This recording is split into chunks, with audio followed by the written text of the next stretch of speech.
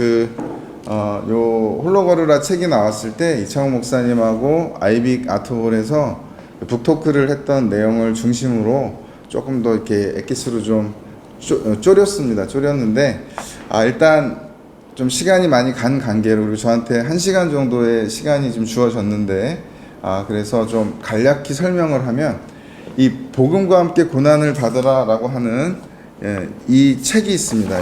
이 책은 이창호 목사님이 그 번역한 책 중에 가장 아끼고 사랑하는 책으로 제가 알고 있는데, 내용 또한 너무나도 그 성경 해석의 깊이가 굉장히 묻어나는 키르케고르의 저작 중에 하나입니다. 그런데 내용이 생각보다 어렵더라고요. 저도 지난 한 30년 동안 교회에서 설교 사역을 이제 했었거든요. 굉장히 오랫동안 했지만 저 책 안에 들어있는 내용을 이렇게 이제 맞닥뜨려 보니까 막상 저한테 적용하기도 버겁고 힘든 내용들이더라고요. 그 중에 이제 그런 어려운 내용을 저희가 그냥 접하는 게 좀 부담이 되고 좀 어렵다 이렇게 판단이 들어서, 제가 이제 이창호 목사님하고 연구소에서 그 제안받은 것은 이 어려운 내용들을 조금 더 쉽게 만드는 작업. 그래서 이걸 실제적으로 교회 현장에서 특별히 어린아이부터 장년에 이르기까지 좀 교재 형태로 좀 활용을 해볼 수 있느냐라고 했을 때, 그러면 교재 형태로 만들어보자 해서 나온 것이 바로 이 얇은 홀로 걸으라예요. 근데 요 홀로 걸으라는 이 복음과 함께 고난을 받으라 제 첫 장에 나오는 그 내용을 이렇게 그 교재로 만들었습니다. 그래서 이제 보시면 그 복음과 함께 고난을 받으라 1장 제목이 그리스도를 따른다는 생각 속에 어떤 의미와 기쁨이 있는지라는 제목이에요. 그런데 그거를 계속 이제 저희가 그 내용을 보다 보니까 요걸 좀 임팩트 있게 만들려면 뭐가 있을까 했을 때 홀로 걸으라 이렇게 하면 좋겠다. 이 복음과 함께 고난을 받으라 1장 앞부분에 키르케고르의 기도가 실려 있어요. 이렇게: 주여, 당신은 한때 이 땅을 걸으셨고 우리가 따라가야 하는 발자국을 남겨 놓으셨습니다. 제가 첫 줄만 읽었는데 끝으로 이제 쭉 가다 보면 저희가 그 예수님의 발자취에 우리의 발자국을 포개는 그런 인생길이 그리스도인의 길이 아닌가 하는 그런 잠정적인 결론을 먼저 좀 말씀을 드리고 시작을 하도록 하겠습니다. 자, 이제 내용은 일단 들어가 보면 여러분들과 이제 함께 나눌 내용들이 많은데, 그 전에 먼저 여기까지 제가 설명을 간단히 드렸어요. 이 제자도 시리즈 2로 나온 홀로 걸으라의 제목에서 유추해 볼 수 있는 내용들, 그리고 이번 강의에 대해서 서로 혹시 그냥 요거는 저희끼리 조금 좀 이렇게 약속한 듯이 하시면 좋은데 어떤 기대감이 있는지, 그냥 막 오셨잖아요. 근데 기대감을 좀 만들어 내셔야 돼요. 그래서 좀 요 제목과 제가 앞부분 복음과 함께 고난을 받으라 설명해 놓고 또 기도문도 살짝 보여드렸는데, 좀 첫 부분에 어떤 기대감이 좀 있으면 좋겠어요. 저희가 그 기대감을 갖고 들어오는 거 하고 그냥 제가 막 떠드는 대로 그냥 듣고 끝내는 강의하고는 조금 차원이 다를 것 같은데, 이 시간 잠깐 두 분, 세 분 이렇게 나눠주셔서, 이렇게 그룹이 됐네요. 나눠주셔서 제목에서 이게 뭐가 좀 유추가 되는데 하고 좀 이렇게 상상을 해보시면 나중에 내용하고 이렇게 걸치는 것도 있고 내가 또 새롭게 제안하는 내용이 있을 수도 있어요. 그러니까 한번 지금 한 5분 정도 시간을 드려볼 테니까 잠깐 나누는 시간 갖도록 하겠습니다. 네, 시작하겠습니다. 저는 같이 좀 이렇게 말씀을 들어봤는데, 저 거의 책을 아주 잘 꼼꼼히 읽은 느낌도 좀 들고, 목사님 말씀 속에서는 그 실제적인 좀 질문, 제목에서 주는 질문에 대한 또 물음도 찾아내셨고, 그리고 그것을 또 종합해 주셨고, 이런 내용들을 좀 들었는데, 이쪽은 제가 전혀 못 들었는데 두 분 중에 한 분이 좀 살짝 두 분의 대화를 좀 이렇게 요약을 해본다면, 아무나 한 분. 요약 책을 다 읽어보셨어요? 저는 읽어봤어요. 네.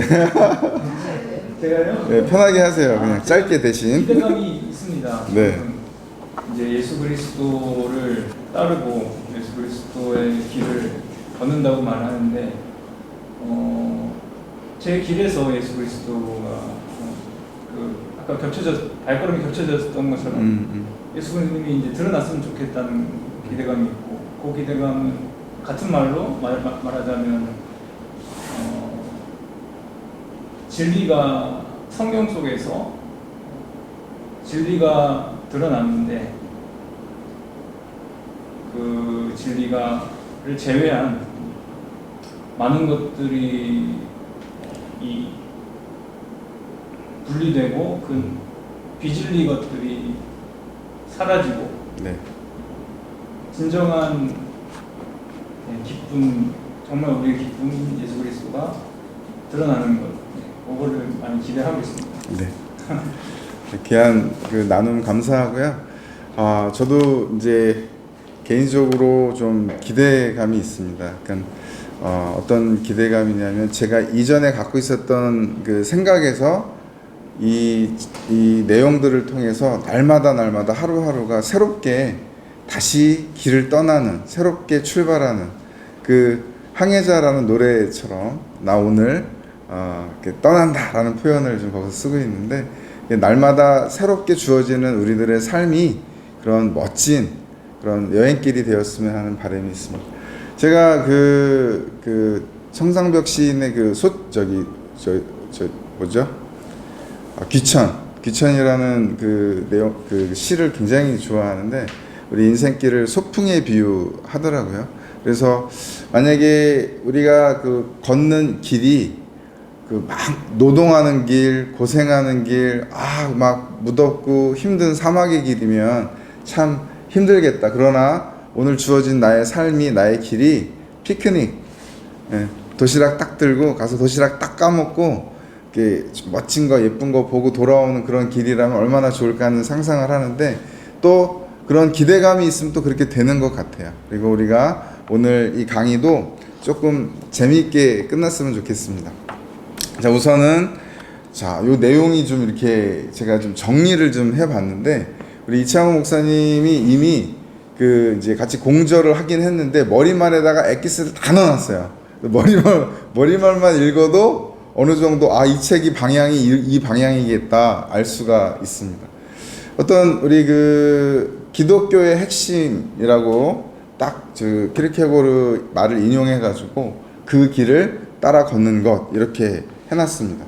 자, 그 길이라고 하면 바로 예수님이 걸어가셨던 길이에요. 여러 가지 의미가 있습니다. 사실 저는 2017년도, 2020년도 두 번이나 이제 성지순례를 갈 기회가 있어서 저희 학생들 졸업여행 삼아 같이 갔다가 온 경험이 있는데, 처음에 갔을 때는 너무 감격스럽고 벅차가지고 막 어쩔 줄을 몰랐어요. 그때 우리를 가이드했던 분이 바로 저 길이 예수님이 걸으셨던 길입니다. 우리의 발을 포개해 봅시다. 바로 저 벽이 예수님이 잠시 힘들어서 손을 댔던 곳입니다. 우리 손을 한번 포개해 봅시다. 이러는데 막 온몸에 전율이 이르고 막 진짜 너무 벅찼던 그런 기억이 있습니다. 근데 두 번째 갔을 때는 그게 더 세졌을까요? 약해졌을까요? 네, 약해졌죠, 좀. 그리고 이제 그 약해진 가운데 조금 더 다른 내용들에 이제 눈이 많이 들어왔는데, 어쨌든 실제적으로 예수님이 걸으셨던 길, 손 대셨던 벽, 누우셨던 자리, 이런 것들을 이제 도라는 봤지만, 그게 오늘 성경에서 말하는 그 길, 예수님의 길, 그것일까? 한번 저희가 같이 생각해 보길 원합니다. 그런 면에서 우리가 그 영적 운동으로서의 길, 진리, 생명이신 그 예수님 스스로가 나는이라는 표현을 쓰셨죠. 나는 길이요 진리요 생명이라고 그렇게 말씀을 하셨는데, 바로 오늘 여기서 나타내는 그 길은 바로 그 영적 운동으로서 예수님의 이 길과 진리, 생명 되신 것들을 우리가 우리 삶 속에서 체득하고 얻어내고 또 닮아가는 그런 활동성 있는 삶이 아닐까 생각해 봅니다. 그 길의 특징들을 보면 조금 약간은 절망스럽습니다. 제가 이 특징들을 이제 기록을 하다가 내가 이 영적 운동에 적극 참여할 수 있을까? 자, 첫 번째가 뭐예요? 누구도 대신 걸어줄 수 없어요. 아까 이제 우리 목사님께서 군중 또는 그 획일적 또는 이렇게 집단 이런 표현을 쓰셨는데, 사실 군중 집단에 싹 들어가면 얹혀서 갈 수 있어요. 그런 거 많이 경험하시죠? 그냥 얹혀서 갈 수 있는데, 이 길은 얹혀서 갈 수 있는 길이 아니라는 거예요. 그리고 누군가의 도움, 어떤 사람의 도움을 받을 수가 없답니다. 그리고 이 길은 비유적으로만 길이지 사실 의미적으로는 눈에 보이지 않는 영적인 길이다. 우리가 착각하기 쉽죠. 내가 교회 가는 길, 또 교회에서 집에 오는 길, 이 길이 선한 길이기는 하나 그게 영적인 길이냐라고 되물어 봐야 되는 것이죠. 교회를 왔다 갔다, 시계추 왔다 갔다 하는 것처럼 왔다 갔다 한다고 나의 그 신앙과 나의 삶이 바로 예수님을 닮아가는 길이냐 한번 질문해 보지 않을 수 없습니다. 주님이 먼저 가신 길이지만 이 시대가 흘렀다고 해서 더 쉬워지거나 테크놀로지가 막 발전했다고 해서 이 길이 어떤 도구화돼서 더 좋아지거나 또 편해지거나 또 지름길이 생기지 않는 길이라고 해요. 그리고 또 이 길에서는 주님이 가셨던 방식과 또 동일한 방식으로 걸어가야 한다는 굉장히 좀 무거운 그런 의미가 담겨 있습니다. 동일한 방식. 어떤 방식인가요? 예수님의 방식. 네, 십자가의 길. 더 설명을 안 해도 우리가 좀 상상해 볼 수 있을 것 같습니다. 그래서 제가 한번 이제 또 두 번째로 서로 이제 잠깐, 아까는 조금 길었는데 이번엔 좀 더 짧게 그냥 단답식으로 하셔도 되고, 주님이 처음에 세상에 오셔서 이 길을 걸으셨고 십자가로 승리하시고 부활하셨습니다. 맞죠? 아멘? 네, 아멘입니다. 근데 이 승리는 곧 우리의 승리일까요? 잠시 한번 나눠보시면 좋겠어요. 그냥 좀 너무 깊이 들어가지 마시고 이 승리가 우리의 승리일까요? 안 나누셔도 되고 발표하실 분, 좀 자기 의견을. 이 승리는 어떤 승리고 이게 우리의 승리가 될 수 있을까요? 예수님은 분복이시니까요. 네. 예수님이 십자가로 죽으시고 승리하시고 부활하셨잖아요. 네네. 그러면 우리도 그 길을 따라가는 사람의 입장이라면 예수님의 승리는 곧 우리의 승리라고 말할 수 있지 않을까요? 그러니까 그게 그 승리가 진짜 우리가 이렇게 획득할 수 있는 승리일까요? 획득할 수 있는 승리라는 것도 이렇게 질문하시면 네네. 감히 자신 있게 말씀을 못 드리고 네. 그렇지만 우리가 그걸 보고 하는 거니까. 네, 여기 그 예로 어떤 예가 이 책에 들어있냐면, 친구가 그 사법고시에 합격을 한 거예요. 내 친구가, 친한 친구가 너무 기쁘잖아요. 근데 그 기쁨이 그 친구가 사법고시에 합격한 것만큼의 기쁨, 즉 내가 합격한 것 같은 착각이 드는 정도의 기쁨이라는 거예요. 근데 그게 진짜 나의 기쁨일까? 그 똑같은 의미에서 그 승리가, 예수님의 그 십자가의 승리가 곧 나의 승리일까? 이렇게 비유를 좀 이 책에서 해 놓았거든요. 그러니까 우리가 그 착각에서 조금은 먼발치로 조금 떨어져 볼 필요가 있고, 그 승리에 대해서 다시 재고하면서 이 홀로 걷는다는 의미를 다시 묵상해 볼 필요가 있지 않나 하는 생각이 듭니다. 그래서 이 내용 중에 좀 중요한 내용인데, 우리 마음의 자세를 한번 다시 점검해 봐야 되고요. 주님은 또 어떤 마음으로 홀로 걷는 나와, 아까 동행이라는 표현을 쓰셨는데 정확해요. 동행하길 원하실까? 어떻게 응원자로, 아까 정말 너무 좋은 비유를 들어주셨는데 저는 좀 다른 비유를 들고 싶어요. 저희 딸아이가 7살에 처음 자전거를 탔는데 제가 한 이틀을 붙잡아 줬어요, 사실은. 3일째 되는 날 이제 계속 붙잡아 주다가 이제 한번 붙잡은 척하고 이제 놔봤어요. 어떻게 될게요? 걔는 붙잡은 줄 알고 있고 저는 놨고 저를 떠나서 저 먼 데로 가는 거예요, 홀로. 그러니까 이런 상관관계가 우리 신앙생활 안에 존재하고, 우리 마음 자세와 주님의 마음 자세 안에도 이런 관계성이 있다는 걸 저희들이 좀 생각해 봤으면 좋겠습니다. 오늘 그 키르케고르의 표현에서 중간기라는 표현을 쓰는데 예수님의 초림과 재림 사이를 이야기합니다. 좀 이 부분에 있어서는 뭐 신학적 논쟁도 있을 수 있겠지만 어쨌든 요 중간기 안에서 벌어지는 홀로 걷는 삶의 여러 성격들이 좀 있어요. 그래서 중간기를 살아내야 하는 크리스천의 삶은 명확하게 제시되어 있다고 합니다. 바로 크리스천 각각은 모두 동일하게 이 길을 걸으며 시험을 치러야 한다. 시험을 만약에 옆에 친구랑 같이 공유해서 쳤다. 뭐가 돼요? 부정행위. 둘 다 0점. 그래서 이 중간기에 걷는 예수님이 오시는 그 재림의 때까지, 그 초림에서부터 그 재림의 때까지 사이에 사는 우리 크리스천들의 삶은 누구와 같이 그 답을 공유할 수 없는 그 삶을 같이 공유하고 그 크리스천의 삶을 나눌 수 없는 각각 홀로 걸어야 한다. 이런 그 내용이 담겨져 있습니다. 주님은 또 어떨까요? 그렇게 홀로 걷는 우리들을 바라보면서 그 길을 주님은 이미 홀로 유일하게 걸으신 분이에요.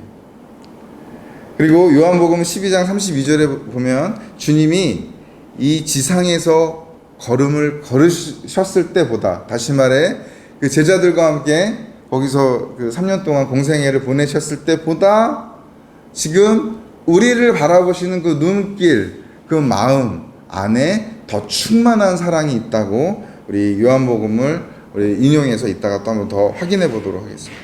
바로 이 길을 홀로 걸으셨던 유일한 경험자이자 우리 모두를 이끌어 주시겠다고 하신 분이 바로 주님이세요.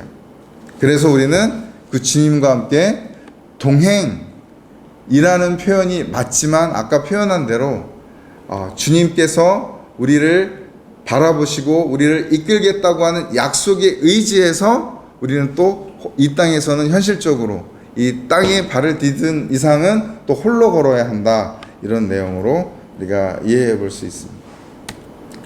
키르케고르가 던진 질문입니다. 이 책의 저기 앞부분에 나오는데 우리 많이 쓰는 말이죠. 하늘은 스스로 돕는 자를 돕는다 라고 했을 때 정말 하늘은 스스로 돕는 자를 도울까?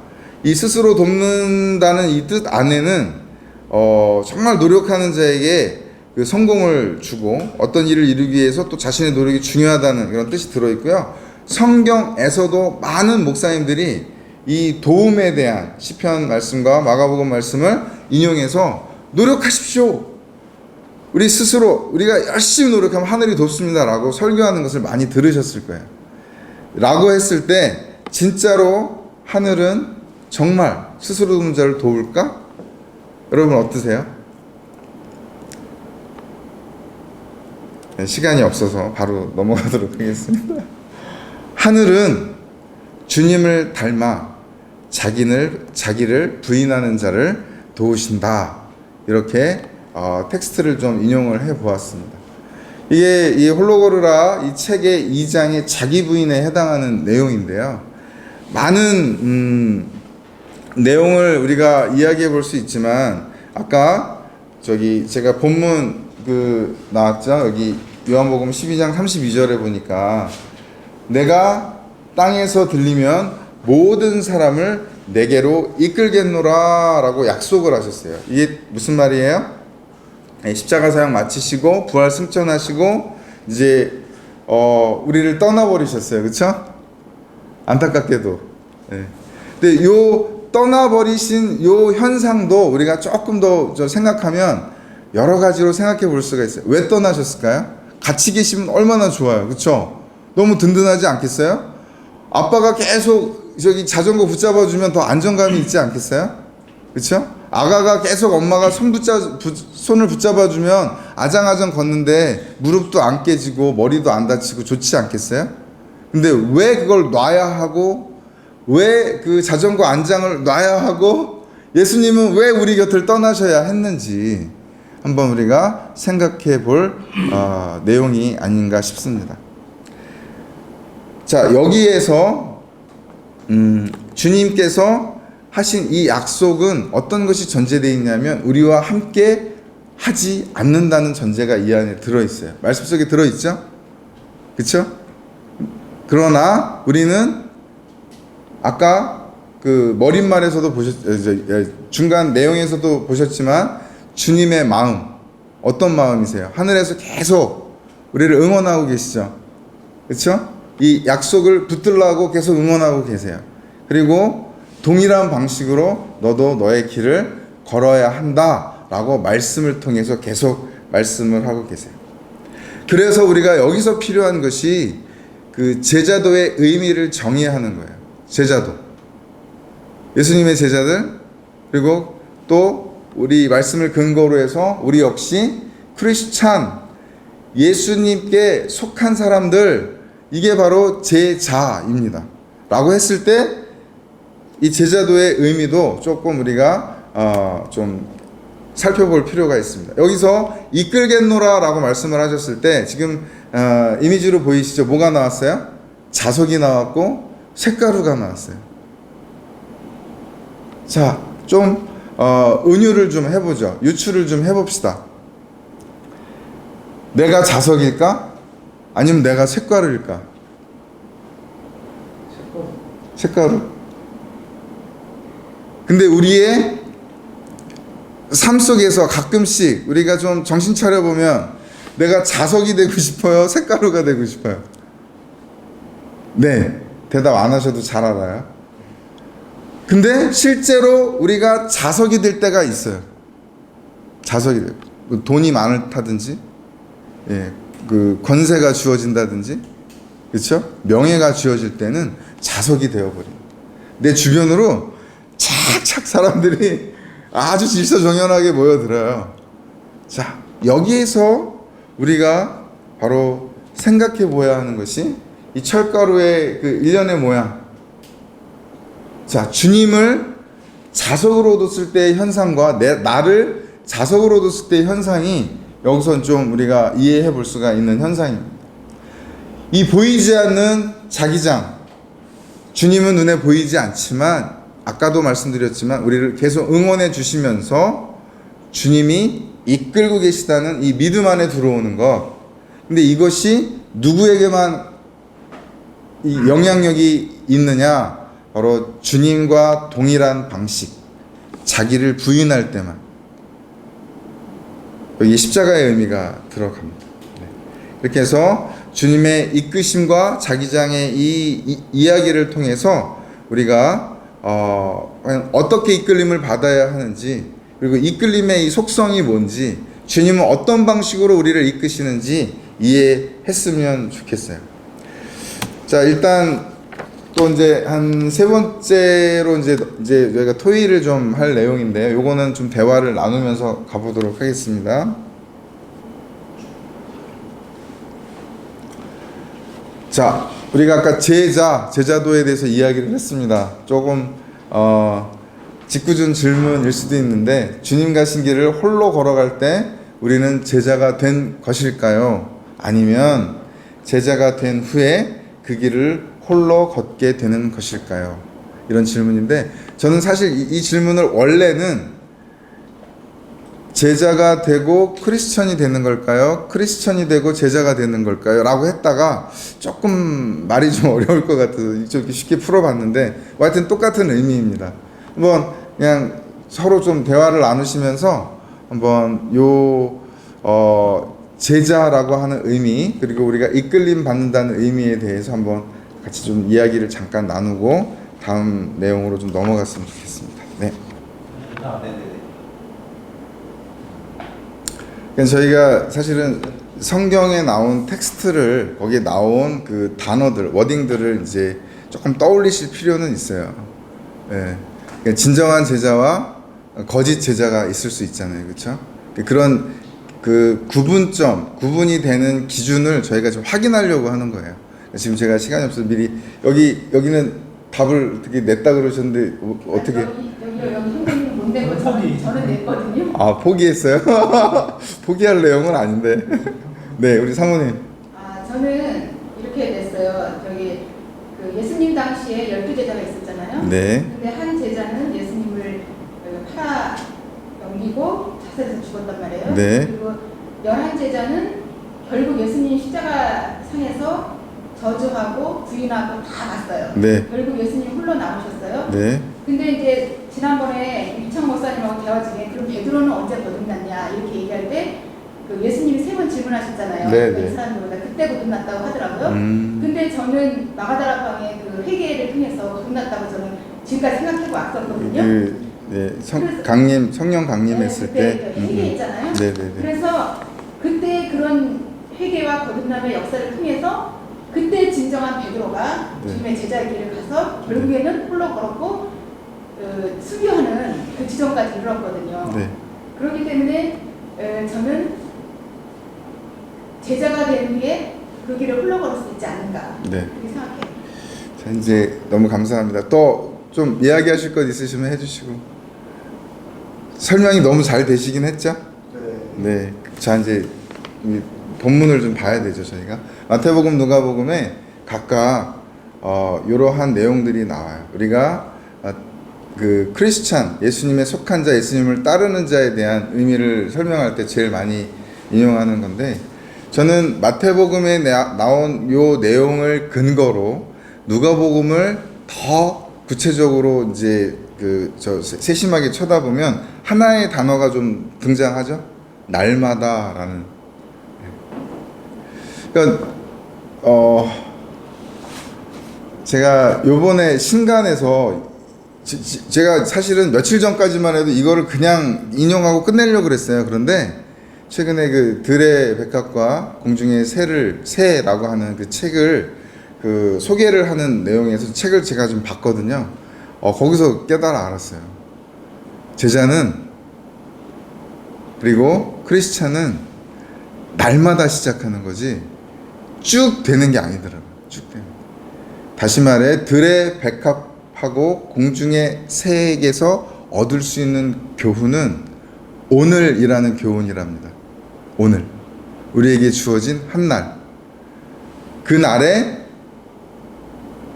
내가 예수님을 닮아 사는지, 그 날에 내가 세상을 향해 사는지에 따라 그 날에 제자인지 그 날에 아닌지, 그런 교훈을 거기서 좀 읽어볼 수가 있었어요. 좀 구체적인 내용들은 책을 꼭 보세요. 책을 한번 보시면 그 교훈이 좀 이렇게 확 와닿을 거예요. 그들의 순종, 이 자연이 하나님 앞에, 창조주 앞에 순종하는 모습을 보면서 우리가 무엇을 배워야 하는지. 유일하게 불순종하는 존재가 저희들은 인간밖에 없더라고요. 어쨌든 그러한 속성들을 우리들이 그 교훈들을 떠올려 보면서 우리가 부인하는 그 순간이 제자인 순간이고, 그 부인하는 그 시점이 날마다 되어야만 아까 위의 질문에 어느 정도 답에 근접할 수 있지 않을까, 저는 그렇게 생각을 해 보았습니다.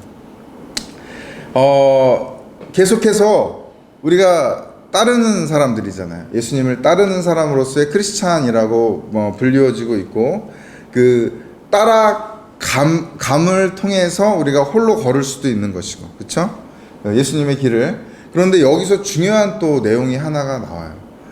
따라가는 중간중간에 우리가 성취해야 될 것도 있고 부인해야 될 것도 있어요. 그런데 여러분, 실제 여러분의 삶에서 성취하는 게 더 많으세요? 부인하는 게 더 많으세요?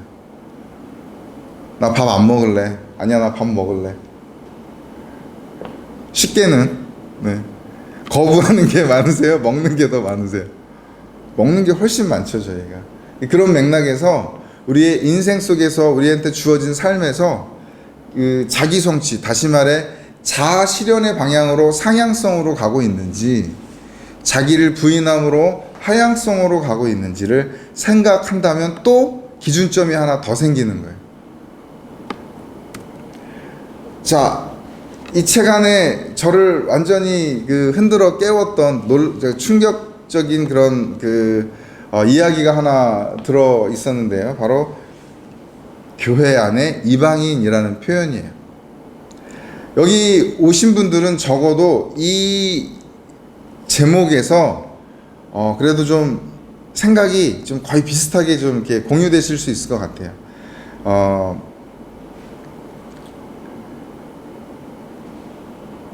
이거를 좀 토의로 붙이려고 그랬는데 지금 시간이 얼마 안 남아서 뒤에 할 게 좀 있어서 제가 좀 설명을 해드리고 넘어가도록 하겠습니다. 자, 교회 안에 이방인. 사실은 저는 이 부류의 사람들이 우리가 함께 살아가는 이 땅 가운데에서 가장 불행한 사람이 아닐까, 사도행전에도 나오는 가장 불쌍한 사람들이 아닐까라는 생각을 좀 해봅니다. 다시 말해, 아예 모른다면, 아예 진리를 모르거나 복음을 모른다면 기회라도 있죠. 그런데 이미 알았어요. 알고 교회에 갔어요. 교회에 속했어요. 그런데 그 안에서 이방인이 되었다면 이보다도 비극적인 결말은 없을 것이다. 그 예로 키르케고르는 죽음에 이르는 병에서도 이러한 주제를 가지고 세 가지의 절망을 언급하고 있어요. 이걸 다 설명할 수는 없지만 그 절망 중에 가장 큰 절망은 내가 무지하다는 것을 모르고 있는 상태의 절망. 근데 더 큰 절망은 다 아는데 무지한 절망. 이러한 것도 있습니다. 그래서 이 책에서 예로 죽은 척하는 동물들 하고 그 여러 동물들이 나오는데 그 어떤 뭐 저기 정글에 있는 무슨 뱀 얘도 나오고 또 여러 이야기들이 쭉 나오는데 우리 크리스천을 빗댄 거예요.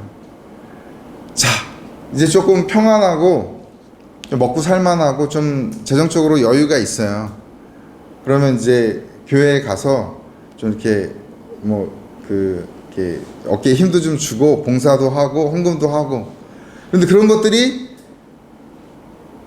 다 상실됐어요. 돈도 없어지고 건강도 없어지고 또 지위도 없어지고 막 이렇게 어려움이 막 닥치는 거예요. 욕과 같이. 예. 그랬을 때는 또 죽은 척 하면서 또 하나님께 막 매달립니다.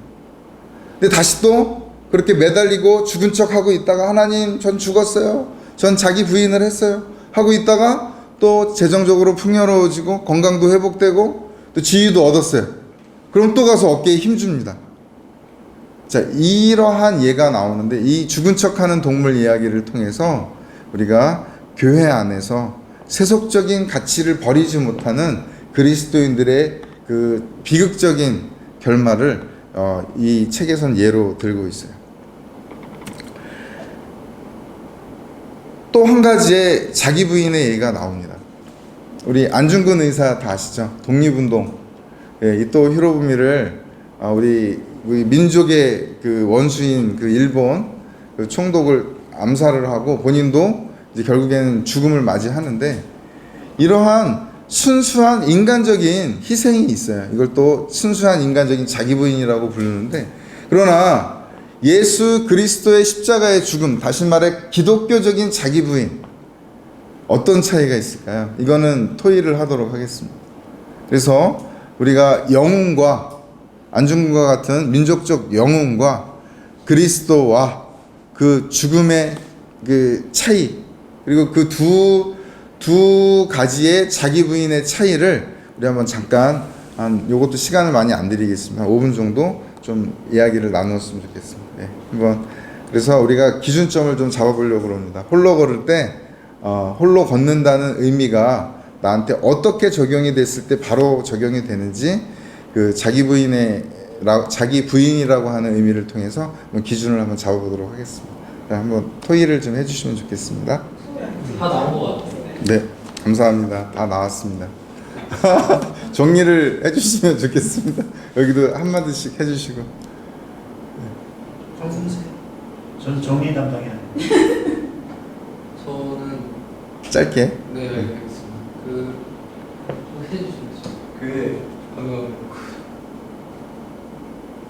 나는 갑자기 네, 알아들었습니다. 감사합니다. 여기 정의 한번 해주십시오. 네, 저기 아까 제가 다 들어서 땡큐. 네, 괜찮습니다.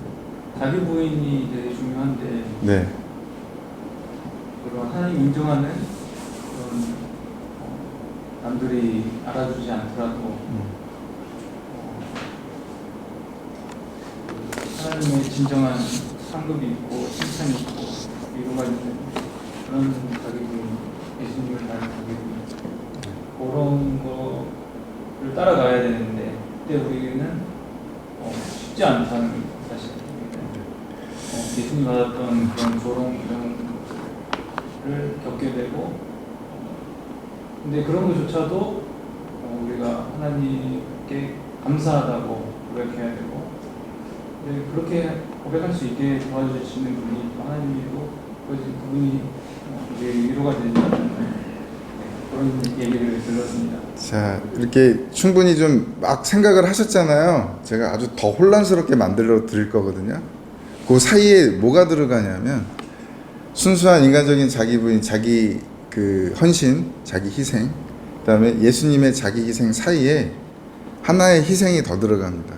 제자들의 희생, 즉 순교자. 세 개가 다 차이가 있어요.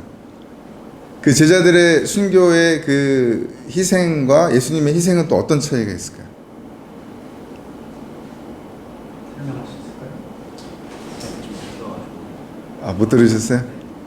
순교자들의 희생과 지금 인간적인 자기 부인과 기독교적인 자기 부인은 구분이 되잖아요. 네. 그 중간에 순교자들의 자기 부인과 예수님의 자기 부인은 어떤 차이가 있는가? 예수님의 순교자의 자기 부인인가요? 예수님은 십자가에서 희생하셨죠. 네, 예수님을 네. 위한 순교자의 자기 부인을 말씀. 그걸 붙이지 마시고 그냥 순교자. 순교자와 순교자의 죽음과 예수님의 죽음의 차이가 또 발생하거든요. 여기서 어렵죠? 네. 이때 필요한 게 우리 이제 그 찬스를 한번 써야 돼요. 우리 이창호 목사님 잠깐 나오시겠습니다. 박수. 네, 제가 이창호 목사님 안 나왔으면 이거 질문 안 드렸을 텐데, 네. 순교자들의 그 죽음과 예수님의 죽음의 차이를 한번 안중근 의사의 영웅의 죽음까지 포함해서 예. 그런 것 어떻게 차이가 있을지 한번 우리 너무 다들 궁금해하고 계십니다. 네. 그냥 간단하게 말씀을 드리면 이중의 자기 부정이라는 거를 좀 잘 기억해 두시면 좋을 것 같아요. 그러니까 일반적으로 영웅은 자기 부인을 하면 어떤 일이 발생합니까? 자기 부인을 한다는 건 자기 목숨을 포기하기까지 자기를 완전히 베어버리는 거잖아요. 안중근 의사나 일반적인 영웅들은 가장 중요한 거는 자기를 부인을 하고 나면요. 어떤 일이 벌어지느냐? 이 세상에는 자기를 부인하긴 했거든요. 근데 국가에서는 어떤 일이 벌어집니까? 네? 영웅으로 추앙을 받아요. 근데 기독교는 가장 큰 중요한 게 어떤 점이 있냐면 기독교에서는 자기를 부인하잖아요. 그러고 나서 그 사람은 자기를 부인하고 다 끝나버리거든요. 그럼 세상에서는 어떤 취급을 받느냐? 조롱을 받아요. 바보 같은 녀석. 하나님 나라를 위해서 뭐 산다고 어쩌고저쩌고 하더니 결국은 비극적인 죽음을 맞았구나 하고 세상에서요 굉장히 그 딸을 당해요. 그래서 이중의 부정이라는 건 뭐냐면요 자기 목숨을 부인도 하지만 두 번째는 뭐냐면 세상에서도 버림을 받아요. 영웅은 세상에서 추앙을 받지만 진짜 크리스천은 세상에서도 버림을 받는다는 측면에서 굉장히 어려운 그런 상황이 놓이는데 키르케고르는 여기서 사랑의 역사에서 뭐라고 이야기를 하냐면 예수님이 그렇게 버림을 받았고 세상에서도 버림을 당했고 그리고 결국은 뭐냐면 하나님께도 버림을 당하는 그런 완전한 그런 상태에 빠졌다는 거예요. 결국은 그분을 따라가는 사람들은 어떤 상태가 되겠냐? 똑같은 상태에 놓인다는 겁니다. 기독교의 가장 큰 그런 부분들인데 그럼에도 불구하고 예수님의 자기 부인과 순교자는 또 다르다는 거예요. 어떤 점이 다를까요? 그러니까 이거는 자기 시험을 위하여의 잘 보시면요 명확하게 이게 나옵니다. 그거는 직접 아니요, 일단 넘어갈게요. 네, 알겠습니다. 네, 목사님이 또 숙제를 주셨죠? 네, 그거는 이제 우리가 조금 과제로 좀 가져갔으면 좋겠어요. 뭐가 다를까? 그런데 이런 구분점들이 없이 그냥 홀로 걷는다는 것은 멍 때리고 걷는 거나 다름없습니다. 이런 구분점들을 가지고 나는 이중의 부정, 이중의 버림, 세상과 또 그 세상으로부터도 버림받고 또 내 자신을 그 희생하기까지 그렇게 했는데도 다 버림을 받는 이 이중의 부정에 대한 개념도 여러분이 좀 잘 한번 묵상을 해보셨으면 좋겠습니다. 자, 이제 마지막 홀로거르라의 이제 클라이막스인데요. 그리스도의 길이라고 하는 5장입니다. 바로 여기에서 핵심 내용은 바로 전능의 힘을 자신을 죽이는데 사용하신 그리스도의 그 자기 부인을 이렇게 표현을 해 놓았습니다. 이게 바로 우리가 동일한 방식으로 예수님을 따라가야 하는 데 있어서의 우리의 태도이어야 합니다. 나에게 주어진 이 세상에서의 많은 힘들이 있어요. 그렇죠? 벌써 이제 제 이름부터 힘이 있죠. 이제 이 정도 우리가 이제 살면 제 주변에 뭐 그 통계학으로 이제 이야기를 하면 230명이 나하고 밀접한 관계라고 해요.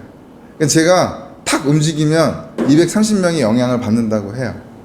이렇게 나에게 힘이 있는데 그 힘을 또는 내가 이제 이 정도 이제 사회적인 지위나 이제 삶을 살았으면 축적된 물질도 있을 테고 또 기술도 있을 테고 지혜도 있을 테고 능력도 있을 텐데 이 모든 것들을 나를 부인하는 데 사용할 수 있냐.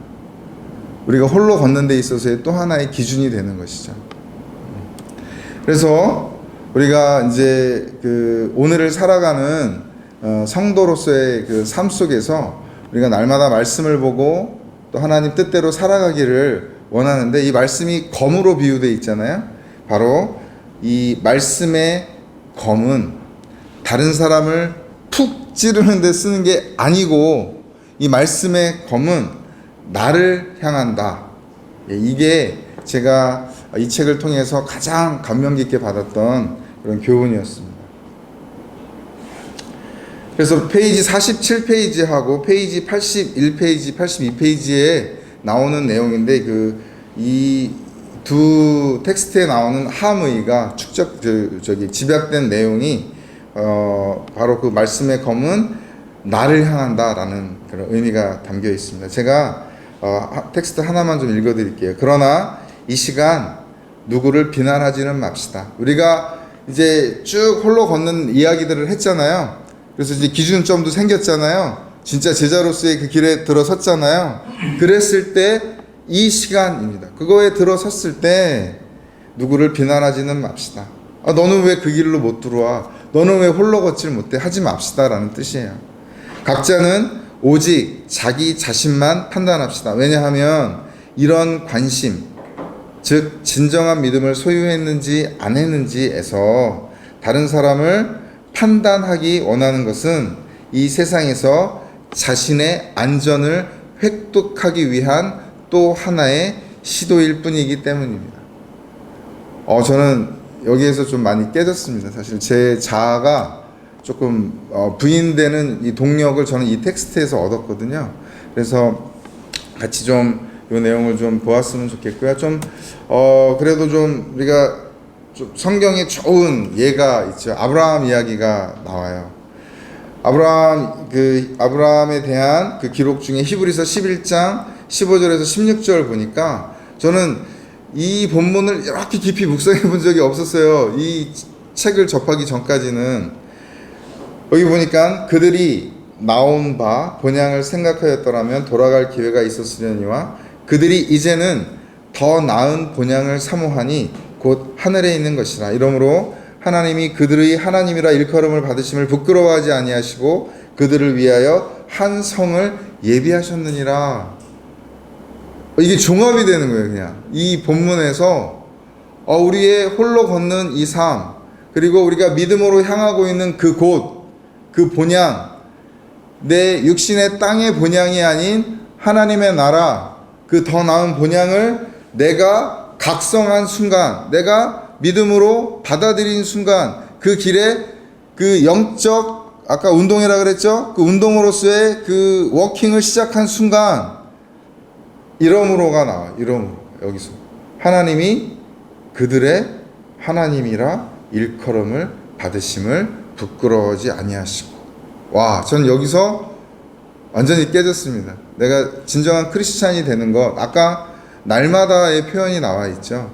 그것이 내 삶 속에서 실현되는 거, 내가 부인될 수 있는 근거가 바로 저는 이 본문에서 어느 정도 찾았다고 봐요. 내가 그 자기 부인이 돼서 그 길을 날마다 걸을 때 하나님이 나를 부끄러워하지 아니하신대요. 그리고 내 집을 마련해 놓으시겠대요. 저는 여기서 많은 은혜를 받았고요. 예수님 또한 요한복음 14장 2절에서 내 아버지 집에 거할 것이 많도다. 그렇지 않으면 너희에게 일렀으리라. 내가 너희를 위하여 거처를 예비하러 가노니. 아까 내가 이 땅에서 들리어서 내가 너희를 이끌겠노라 하는 그 말씀하고 동일한 그 맥락에서의 말씀이라고 저는 생각이 듭니다. 자, 마지막 토의인데요. 주님께서 내가 곧 길이다라고 말씀하셨습니다. 이제 이 길의 진정한 의미를 각자의 언어로 좀 설명해 봤으면 좋겠어요. 저는 나름 했어요. 아까 저는 제 걸로 했고, 그리고 또 아브라함은 어떻게 더 나은 본향으로 나아가는 길을 찾은 것일까요? 아브라함의 찾은 길, 삶, 이 길의 방향은 어떤 기준에 의해 정해진 것일까요? 좀 이제 가장 종합적인 질문인데 요거 타고 마치도록 하겠습니다. 같이 좀 대화 나누시고 마무리하도록 하겠습니다. 제가 좀 이 책이 얇지만 아까 무겁다는 표현을 좀 했던 것도 이제 같은 맥락인데, 제가 좀 다른 이야기들이 많이 있어요, 사실은. 그러나 오늘 좀 시간상도 그렇고 오늘 오후에 좀 피곤하신 것도 좀 제가 감안을 해서 제가 이 책이 나오고 이 책 이제 열심히 보고 하다가 선물과도 같이 저한테 온 이미지가 하나 있어요. 이게 바로 이 이미지입니다. 이게 정지은 그 십자가 목공예로 유명한 정지은 작가라는 분이 이러한 목공예를 해놓으셨어요. 한번 볼까요? 네, 십자가가 저렇게 돼 있죠? 여기서 보면 저 중간에 또 사람이 하나 보여요. 그죠? 저기 목각으로. 자, 요걸 한번 보시고 이제 옆면을 보도록 하겠습니다. 이렇게 생겼어요. 사람이 뛰어 들어가고 중간에 사람이 있고 점점 어떻게 돼, 십자가가? 작아져요. 예. 예수님이 이걸 세 글자로 뭐라고 표현했는지 아시죠? 좁은 문? 예, 좁은 문, 좁은 길. 바로 우리가 홀로 걸어야 할 길은 예수님 표현 그대로 좁은 길이에요. 그리고 오늘 여기서 인용된 걸 그냥 그대로 인용하면 세상의 눈으로는 결코 발견할 수 없는 길, 좁은 길. 그러나 그리스도인 눈에는 발견되어지긴 하는데 가면 갈수록 날마다 이 십자가의 길은 점점 더 좁아집니다. 그런데 자, 가깝게 오시죠? 그러나 우리가 아까 앞전에서 예수님께서 우리와 함께 하신다. 그리고 우리가 이 길을 걸어갈 수 있는 그 모든 능력과 힘을 주님께서 이미 먼저 행하셨기 때문에, 먼저 모범을 보이셨기 때문에 우리가 그 길을 갈 수 있는 믿음이 있다. 내가 이 세상을 승리했다라고 하신 표현은 너희도 승리할 수 있다라고 하는 말과 동일합니다. 우리가 이 이미지를 보면서 오늘 제가 저의 강의는 좀 마치도록 하고요. 그래서 이제 요거 끝나고 조금 더 애프터로 대화를 나누셨으면 좋겠습니다. 오늘 힘든 오후 시간에 수고 많으셨습니다. 감사합니다.